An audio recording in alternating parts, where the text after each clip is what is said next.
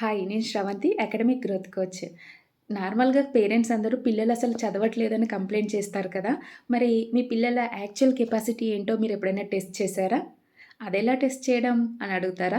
So, నేను చెప్తాను. Actually నాకు నిన్న ఒక థాట్ వచ్చింది. నా స్టూడెంట్స్ యాక్చువల్ కెపాసిటీ ఎంతో తెలుసుకోవాలని. సో, అప్పుడు నేనేం చేశానంటే వాళ్ళకొక టాపిక్ ఇచ్చాను. ఒక 20 మినిట్స్ టైమ్ ఇచ్చాను. ఎవరైతే ఈ టాపిక్‌ని 20 మినిట్స్‌లో కంప్లీట్ చేయగలుగుతారో చూద్దామని చెప్పేసి ఒక టాస్క్ ఇచ్చాననమాట. సో, రిజల్ట్ చూసి వాళ్ళే వండర్ అయిపోయారు. ఎందుకలా జరిగింది అంటే నార్మల్‌గా హ్యూమన్ బ్రెయిన్‌కి ఛాలెంజెస్ అండ్ రివార్డ్స్ అంటే చాలా ఇష్టం. సో, అందుకే 2, 3 అవర్స్ కూర్చున్న రాని టాపిక్ వాళ్ళు 20 మినిట్స్‌లోనే కంప్లీట్ చేయగలిగారు. సో, ఇక్కడ మనకి 3 యూజెస్ కూడా ఉన్నాయి. ఫస్ట్ వన్ వచ్చేసి సెల్ఫ్ అవేర్‌నెస్. అంటే వాళ్ళ యాక్చువల్ కెపాసిటీ ఎంతో వాళ్ళే తెలుసుకోగలుగుతారు. సెకండ్ ఎఫిషియన్సీ అంటే ఒక 2 అవర్స్‌లో చదివేదాన్ని 20 మినిట్స్‌లోకి ఎలా చదవాలి అని ఒక ఐడియా అనేది వాళ్ళకే వచ్చేస్తుంది.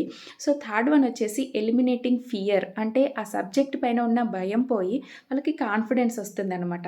సో, పేరెంట్స్ మీరు కూడా మీ పిల్లలు చదవట్లేదు అని కంప్లెయింట్ చేయడం మానేసి, వాళ్ళతోని చిన్న చిన్న టాస్క్స్ ఇచ్చి, ఇలా వాళ్ళకి ఛాలెంజెస్ ఇచ్చి, వాళ్ళతో చదివించండి. అదేవిధంగా వాళ్ళ కెపాసిటీ ఏంటో వాళ్ళకే తెలిసేలాగా చేయండి. Thank you.